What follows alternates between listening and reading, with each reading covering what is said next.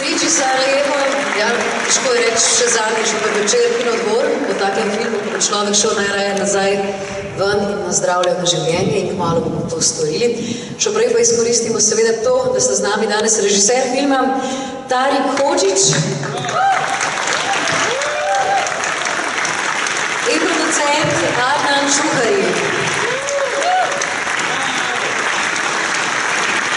Lahko še malo prosim. Hvala.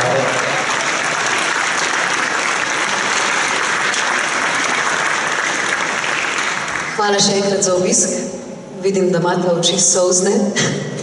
Po moje je že po 304 oglede. Kolikokrat ste že gledala? Puno. Puno. Tako, no.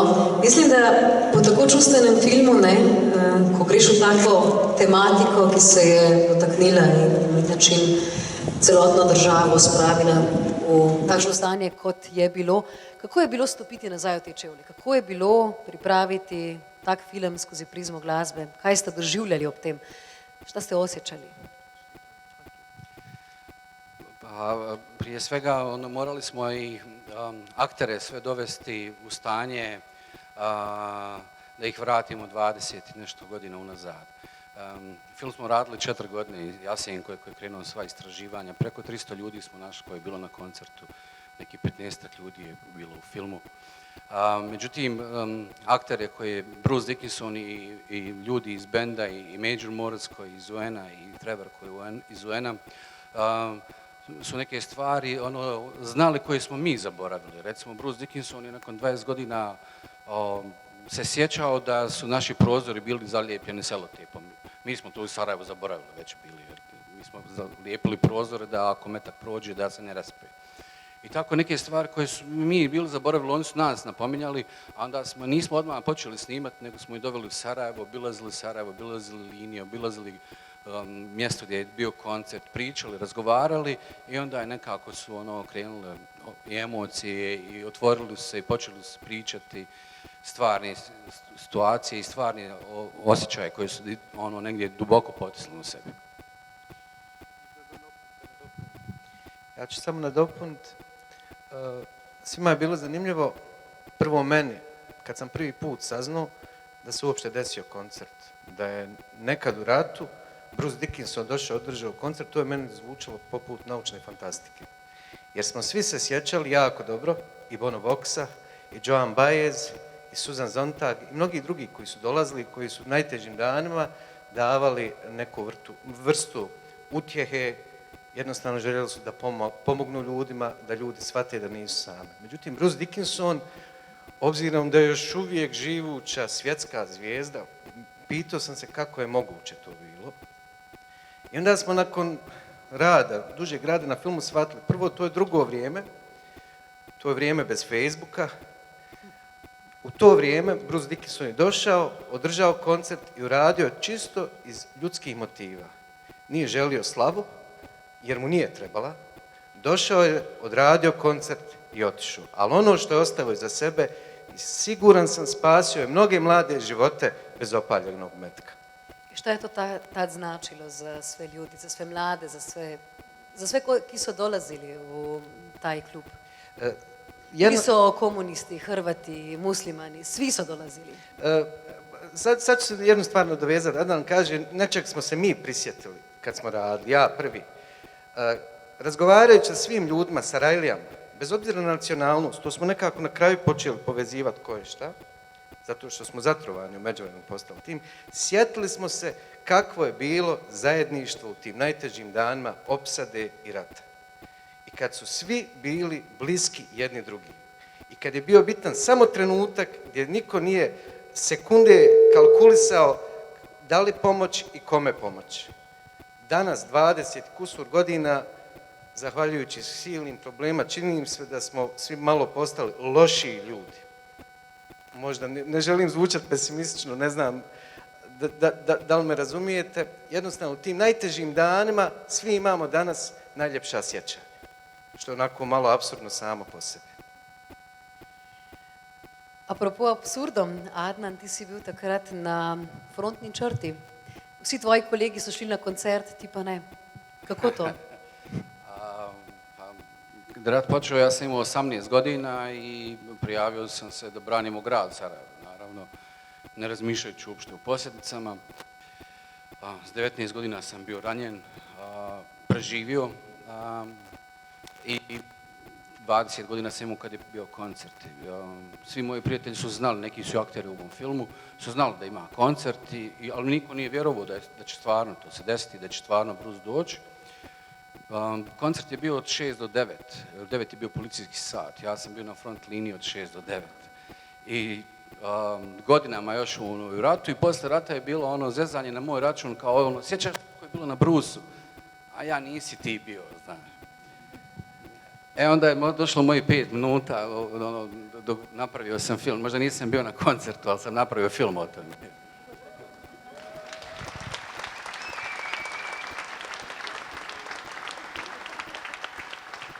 Samo eno vprašanje, saj vsi razumemo, rabi kdo prevod slučajno? Ne dvigne roko, je vse v redu? Dobro, hvala. Još jedno pitanje zbog Bruca Dickinsona, čula sam da ste dobri kolegi, pa nije bilo sve tako lako da ste se našli sa Brucom, bile su neki problemi, ne? Neke zgodbe su o tom, ha? Pa da, ne, Bruce je na prvu reagovao odmah pozitivno i htio da snimimo film, međutim, na dan prije snimanja, kad su svi ostali akteri došli u Sarajevo, Bruce je najavio svoj let svojim avionom da dođu u Sarajevo i mi smo dobili potrebne dozvole da idemo da snimati na aerodromu i sve to. I čitavu ekipa filma je bilo u jednom hotelu, smo se smjestili i da nam niko ne smeta. Međutim, u 7 navečer je meni došao jedan kratki mail gdje piše da ima ozbiljni medicinski zdravstvenih razloga da ne može doći. I ja sam to, kad sam prenio ekipi ujutru u hotelu da Bruce neće doći, svi su mislili da se zezam, jer se ja volim zezati i onda mislim da je ono neka šala. Međutim, nije došao. Mi smo snimili sve ostalo što je bilo i nakon mjesec dana ja sam bio u Londonu u januaru i to je bilo, snimanje trebalo biti na 20. godišnjicu filma. Našao sam se s Bruceom u njegovom pubu blizu Čiska gdje on živi i jako iscrpljen, vidio sam na njemu i počeli smo pričati o filmu, on me pitao kako je bilo, ja sam mu pričao da smo snimili već, 60 sati materijala, da je super, Major Morris, da je kao Monty Python karakter, i on je rekao, ja ga pitam zašto nisi ti mogao doći, šta se dešava, rekao mi je, kratko kaže, ja imam rak, danas sam bio na kemoterapiji i to rak grla. I kaže, to zna samo management Maidena, moja žena i kaže i ti, ne smiješ nikom reći i zato nisam došao. I ja to nisam smio reći 5 mjeseci dok nije oni zvančno objavili. A do kraja života ću sjećati njegove rečenice. Kratak je to bio sastanak, on je popio ovoliko pive i digao ovako prst i rekao pobijedit ću rak, doću opet na godišnjicu i snimit ćemo film. I tako je bilo, i pobjedio je rak i došao je i snimili smo film. I to je nešto što ostaje za čitav život.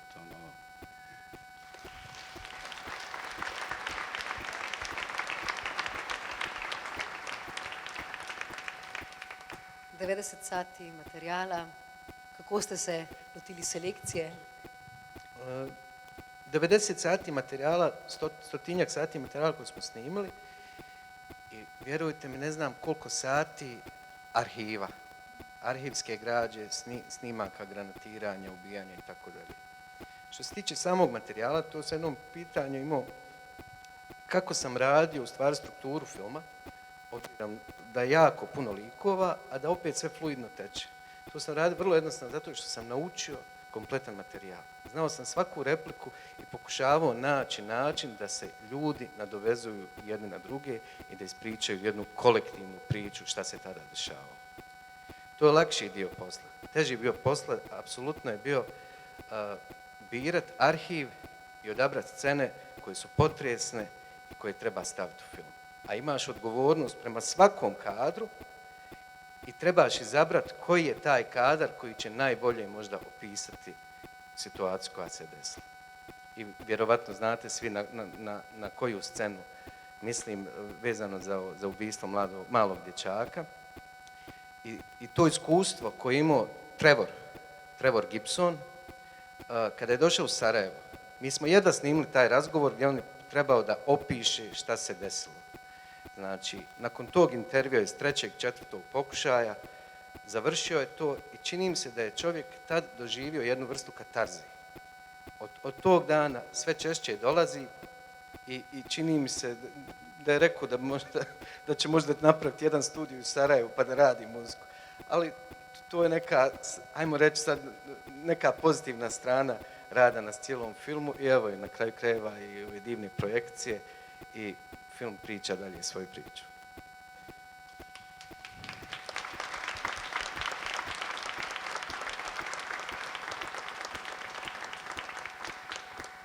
Ja, Tarik in Adnan sta mi povedala, da ti pogovori kar znajo trajati in bom jaz zato tukaj le nehala spraševati. In zdaj besedo predajam vam. Če ima kdo kakšno vprašanje, naj dvigne roko, pa bomo prinesli mikrofon. Kakšno vprašanje, ne vidimo koga, vidim kakšno roko. Ali smo v Sloveniji mogoče malo drugačni?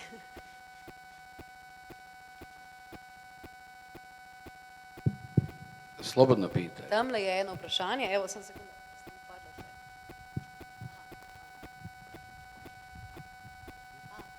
Tamle.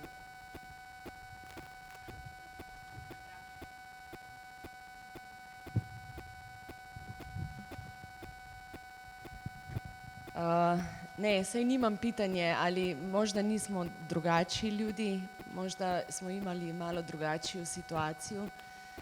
Samo sam vam htjela reći da vjerujem da smo vam svi zahvalni na ovom filmu.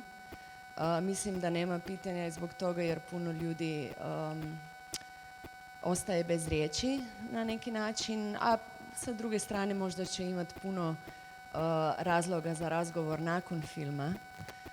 U svakom slučaju odlična kombinacija muzike, filma i priče i jedne jako teške zgodbe životne.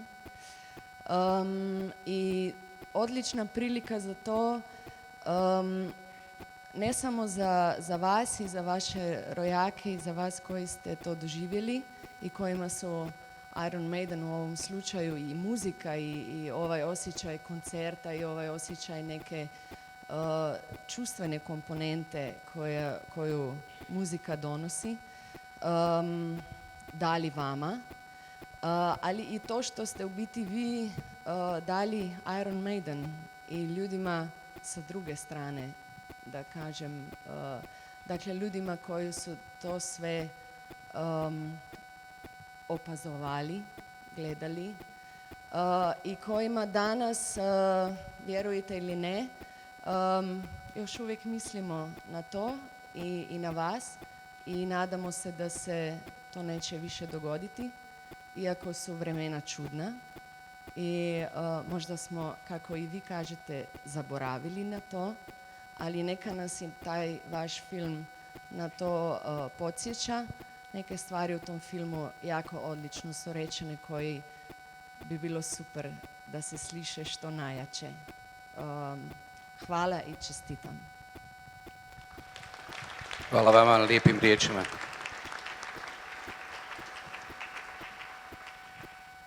Hvala za te besede. Še kakšno vprašanje mogoče? Če ne, predlagam, da še enkrat zaploskamo filmu Priči Sarajevo. In pa seveda Tariku Hodžiću, režiserju in Adnanu Čuhari. Še enkrat hvala za tole.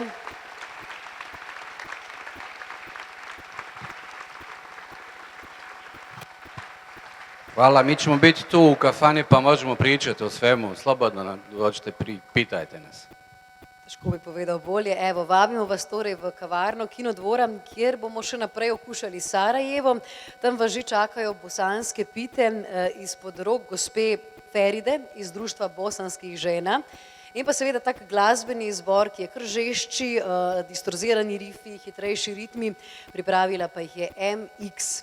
Še enkrat lep večer vsem skupaj. Hvala, da ste prišli, da ste bili z nami na prvem dnevu festivala Naj se rola. Naš program se rola naprej jutri od 17. ure dalje s filmom Šov mora biti. Ostanite z nami do konca festivala in se vidimo v kavarni. Hvala. Hvala.